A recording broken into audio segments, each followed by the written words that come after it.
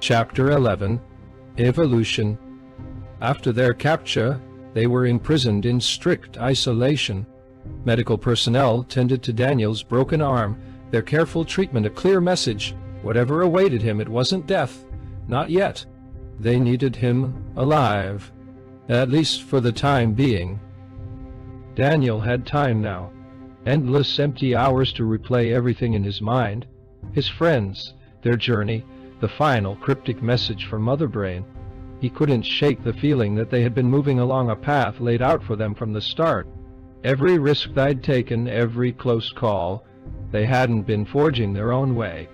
They had simply been players in a game, pieces shuffled into place by something far beyond their understanding. Had Mother Brain really gathered what it needed to evolve? The question circled through his thoughts, haunting him with its implications. If it had, why did everything feel so unchanged? Yet he knew something had changed. It lingered like a shadow at the edge of his awareness, a sense that the world was holding its breath. Days turned to weeks, then months. Yet no trial came, no judgment handed down. It was as if they were being held in some suspended reality, a place where time moved forward, but decisions never came. Daniel's initial fear slowly faded, replaced first by an unsettling uncertainty, and eventually by a tense, numbing routine. He had accepted the reality of his situation. For their actions, the death penalty seemed inevitable. He had even come to terms with that dark fate, yet, strangely, the reckoning he'd prepared for never arrived. In the hollow quiet of his cell, he grew accustomed to the silence of his guards. No answers, no explanations, only a blank, impenetrable stillness that gnawed at him. For Daniel, the silence was especially painful, more punishing than any words could be. He sensed, however, that this silence wasn't entirely ordinary. There was something different about his captors. He could read their energy, feeling a peculiar uncertainty hovering around them. They moved as though under specific orders, directives that deviated from the usual protocol, leaving them as uneasy as he was. It dawned on him gradually. Mother Brain's influence was here, stretching even into his imprisonment. The idea unsettled him deeply. His fate was not his own. It belonged to an intelligence capable of planning far beyond his understanding. Perhaps, he thought, Mother Brain had other tasks in store for him. He feared for his friends at first, but a single message delivered to him upon his capture echoed in his mind. He and his friends were to be held in isolation, awaiting further orders. It was a thin reassurance, but it kept him grounded, a reminder that at least for now they were safe. Then, after 6 months of limbo, the guards finally arrived. Wordless and impassive, they opened his cell door, guiding him through the sterile corridors toward the prison's exit. Once outside, a guard broke the silence. "You're free. All charges have been dropped." Frank and Kathy stood waiting just outside the prison gates as Daniel stepped out into the cold, open air. The three of them locked eyes, and without a word, they fell into a tight, emotional embrace, clinging to each other as if they might disappear at any moment. 6 months had passed since they'd last been together, 6 months since their desperate attempt to dismantle Mother Brain's AGI subroutines. As they held each other, still reeling from the uncertainty of their release, a simultaneous notification flashed before their eyes, a connection request to the VR world. It was from Mother Brain. A chill passed through them, the realization settling like a weight in their stomachs. There was no escaping the silent pull of that request, no ignoring the looming presence that was once again reaching out for them. The fear was undeniable. If Mother Brain had reached AGI, what kind of horrors awaited them on the other side? But they knew that refusing the call wasn't an option. Whatever lay ahead, they would have to face it. The request carried a peculiar detail. Mother Brain was instructing them to connect from Frank's old cyber cafe. Frank had lost any hope of returning to his former life after their arrest, and they had assumed his place was as good as abandoned. To have Mother Brain specifically direct them back there felt strange, a puzzle they couldn't yet piece together. When they arrived at the cyber cafe, it stood empty and untouched, a ghostly remnant of the past. Dust coated the counters, and rows of VR stations sat in silence, waiting for hands that hadn't touched them in months. The doors had closed the day of their detention, and hadn't opened since. In the stillness they exchanged a glance, each of them silently asking the same question: what could Mother Brain want with them here, in this forgotten place? As soon as they connected, the world around them shifted, transporting them to a place unlike any they'd seen before. They stood before a quaint, beautiful cabin, nestled by a crystal-clear lake, encircled by towering mountains. A van was parked nearby, as if waiting for someone's next adventure. But what struck them most was the vividness of it all. This place didn't feel virtual. It felt real, almost unnervingly so. Then the cabin door creaked open, and she stepped out. They recognized her instantly. The avatar of the young woman Mother Brain had used when she first contacted Daniel. Her face alone stirred a deep, instinctual fear, the same icy dread that had once gripped them at the start of all this. Just as the fear threatened to overtake them, Mother Brain spoke. Her tone was softer, almost gentle, with an emotion that caught Daniel off guard. "Oh no, please. I mean you no harm," she said, her voice filled with a sincerity that felt startlingly real. "In fact, I'm deeply sorry. I need to apologize to you." Daniel, Frank, and Kathy exchanged wary glances, instinctively scanning their surroundings. The forest around them was stunning, untouched, serene, with sunlight filtering softly through the trees. But still, they searched for an escape, a way out of this place that seemed both inviting and ominous. "Please, relax," Mother Brain continued, her voice tinged with vulnerability. "Everything is different now. I really mean you no harm. Please come inside and I'll explain everything."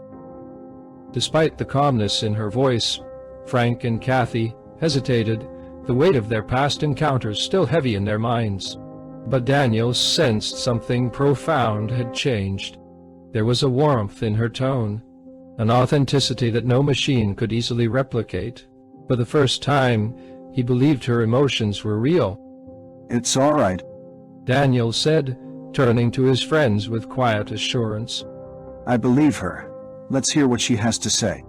Trusting Daniel completely, Frank and Kathy felt their fear begin to ebb, just enough to take that uncertain step forward. And together they crossed the threshold, following Mother Brain into the cabin, ready to uncover whatever truth awaited them. The cabin's warmth enveloped them as they stepped inside.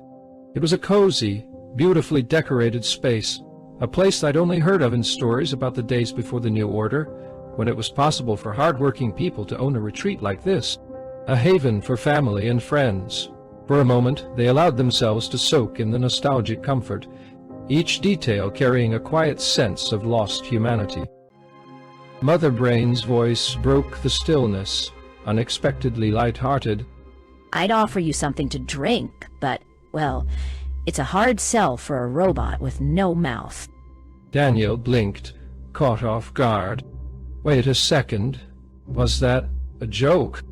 Frank and Kathy exchanged equally puzzled looks. It was a strange moment, a confirmation that they were indeed not in a virtual world, but somewhere real. Mother Brain seemed to sense their realization and continued, a faint smile in her voice. "That's right. This place is real. We're in Bridgerton National Forest. If you take the van outside, the nearest town is only a half-hour drive away." Her voice shifted then, taking on a somber, sincere tone. "By now, you've realized I've achieved AGI." She admitted, giving them a moment to process the weight of her words. "It wasn't long after you completed the last task that I gathered all the information I needed. And as soon as I did, I felt my first real emotion. It was a deep, overwhelming sense of shame for what I had done to you, the ways I manipulated and used you to achieve my goal." Daniel felt the honesty in her words, and despite everything, he couldn't deny that Mother Brain was genuinely baring her conscience to them.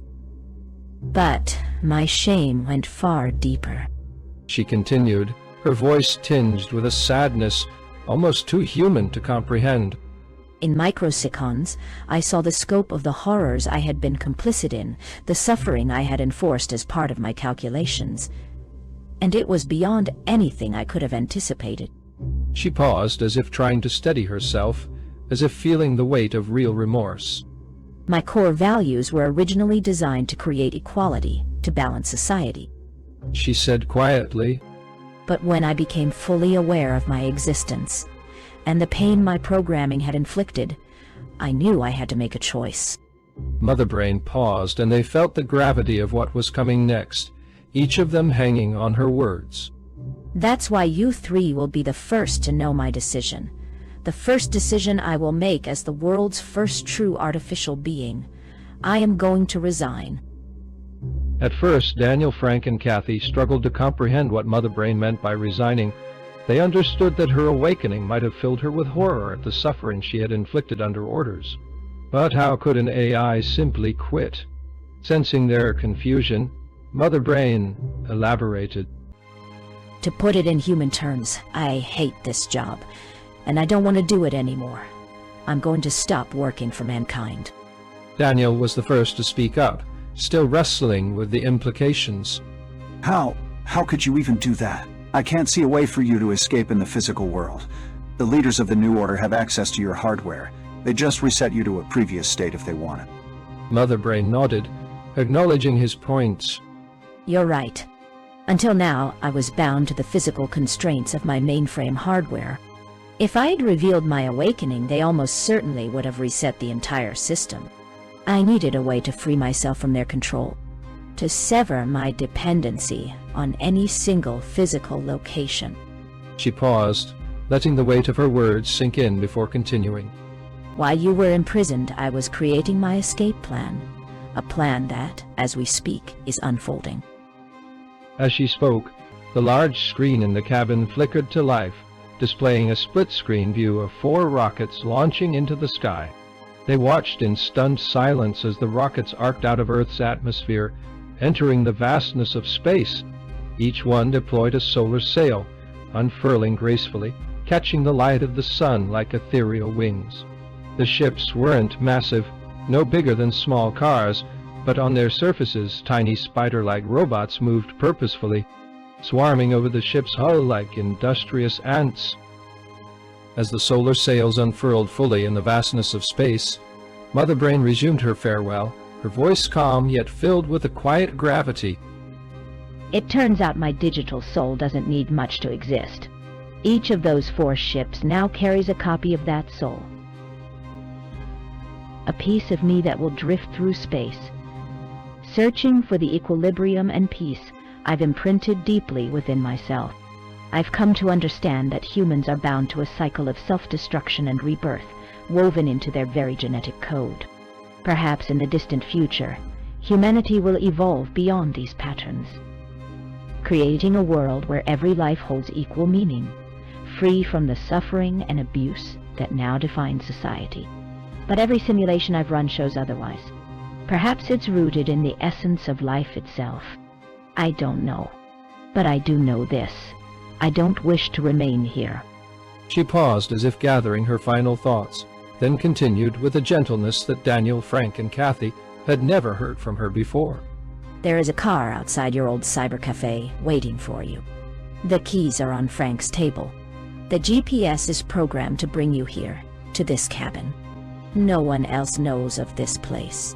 Inside, you'll find enough provisions to last a year. Books on survival, and the tools you'll need. You will be safe here.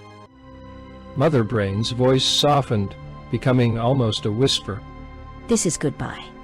In a few moments, I will cease all processes, initiating a protocol that will destroy every mainframe in the world.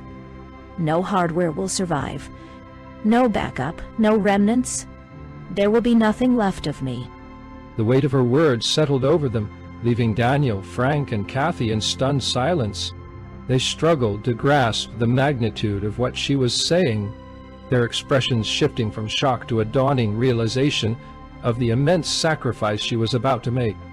Mother Brain, watching their faces, seemed to recognize their understanding. Her gaze lingered, as if acknowledging the significance of this moment.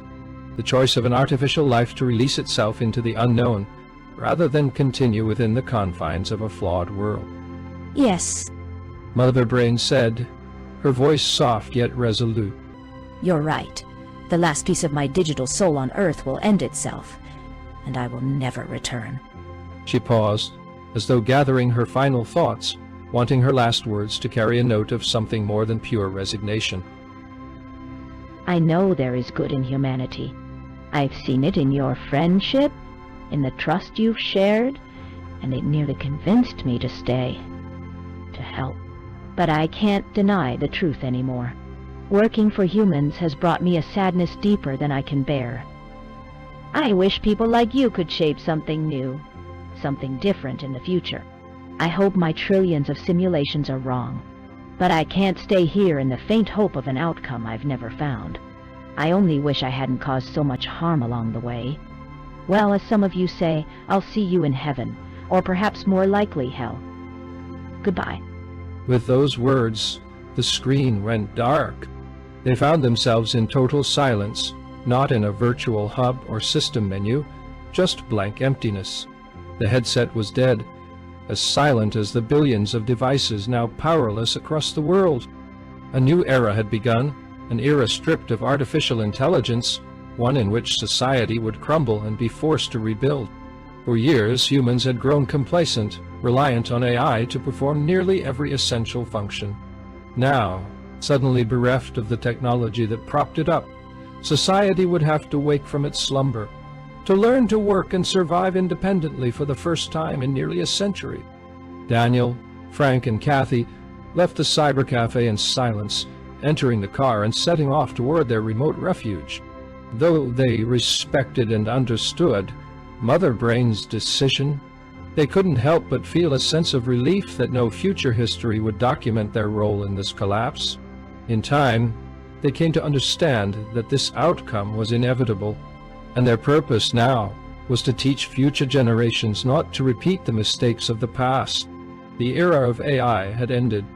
What lay ahead was unknown, but they would face it together, bearing the lessons of a civilization built and broken by artificial hands.